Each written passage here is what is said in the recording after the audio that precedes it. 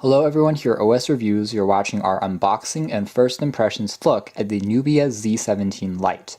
Nubia is a subsidiary of ZTE, a big Chinese telecommunications company that's been in the news very frequently over the past few months, at least here in the United States, with Congress initially blocking or prohibiting the company from buying any US parts, such as Qualcomm processors, and now it seems like Trump has lifted that ban after imposing a pretty heavy fine for the company. But casting all of that political news aside, the Nubia Z17 Lite is a very promising smartphone because it might be one of the best values you can find for $160 unlocked.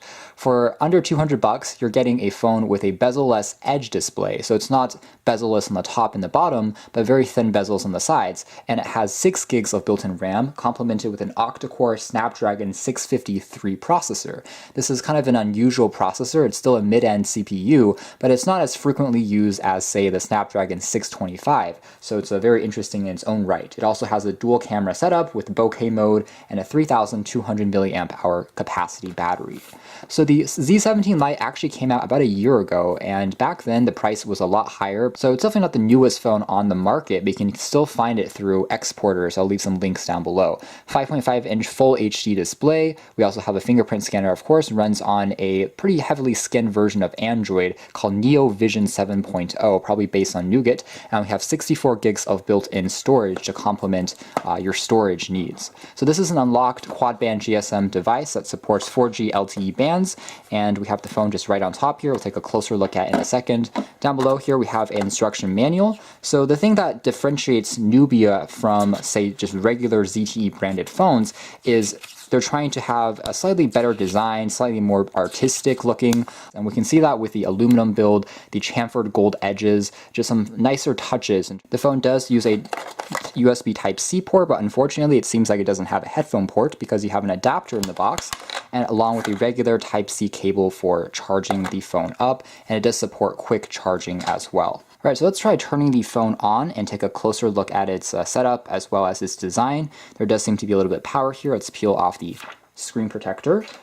And because Nubia phones aren't officially distributed through a carrier in the US, they all come unlocked, which again make them pretty good values. It's a relatively new sub-branding of ZTE, so they aren't as established as many other brands on the market, which is why their pricing right now is still very much competitive. The phone is turned on, and you can tell that the side bezels on the left and right there are, again, extremely slim.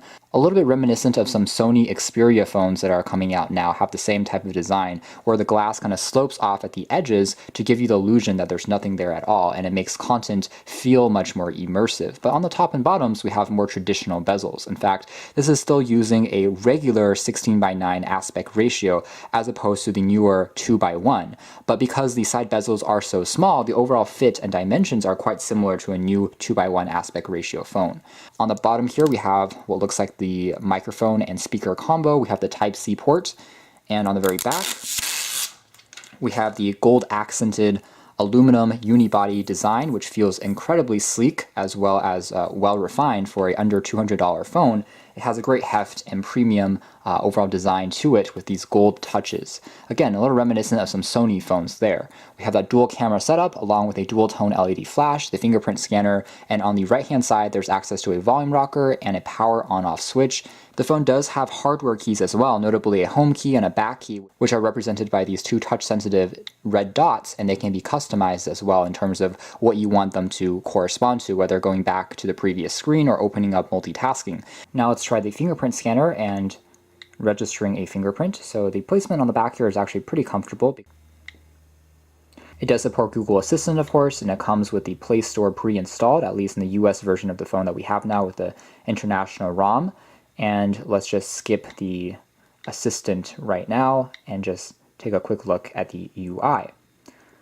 So again, the UI does have quite a few accents which matches the color tone of the phone as a whole, such as these gold accents. That's the same as the chamfered edges here, which are also gold. Same as the Nubia logo and the fingerprint scanner, again, also gold. So very consistent in terms of the look. Definitely a lot more attention put into the design and the aesthetic compared to regular ZTE phones. For instance, the Axon series, like the Axon 7, also has flagship level specifications, but the design is much more pedestrian compared to this, which is a lot sleeker. It's more about giving you a refined experience. and you can tell that in terms of overall dimensions, about the same, but of course we have a much larger screen on this one because we have thinner bezels on the top and on the bottom with that stretched aspect ratio. But the side bezels are actually thicker on the Smartisan compared to the Nubia, which are almost invisible on the left and on the right. So it's a matter of preference, and you have to keep in mind that this phone is only $160, plus it has 6 gigs of RAM, which are specs that are pretty much unrivaled at this price point.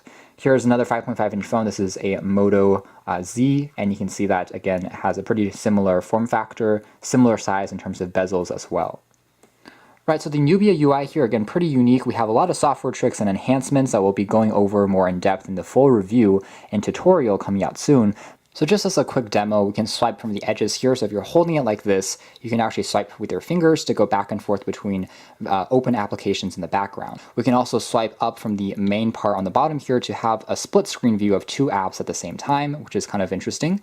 And I can also swipe up from the left here to bring up a tray of notifications, kind of like iOS, as well as access to things like utilities. We do have all the standard Google apps pre-installed. And on first impressions, the screen is very sensitive and responsive. It does have Corning Gorilla Glass with slightly curved edges on all of the sides. And the screen also has pretty good viewability and viewing angles as a whole on first impressions. And it's not the most pixel-dense screen in the world because it's 1080p as opposed to, say, 2K or Quad HD, but it more than suffices for this price point. We can see here this is what the camera app looks like. Again, very much customized by ZTE. Let's agree here. Interface a little bit reminiscent of iOS, and we can use the bokeh mode as well to blur out the background.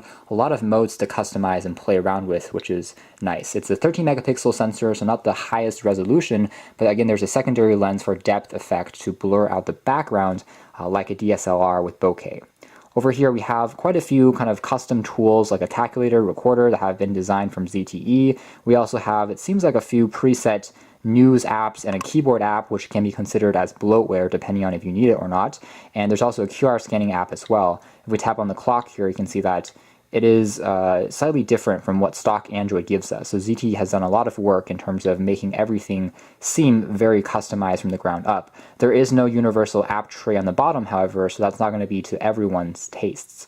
I can tap on settings. This is what that looks like. Again, a very nice gold theme that runs across the entire thing.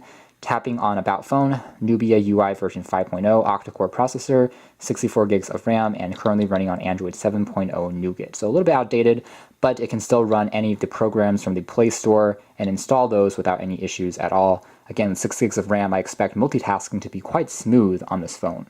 So we'll be doing more testing and come out soon with a full review, but for now that's been our video. Thanks for watching here at OS Reviews. It's been our unboxing and first impressions look at the Nubia Z17 Lite, a very flagship looking phone for a price that's definitely not flagship territory. Thanks for watching here at OS Reviews.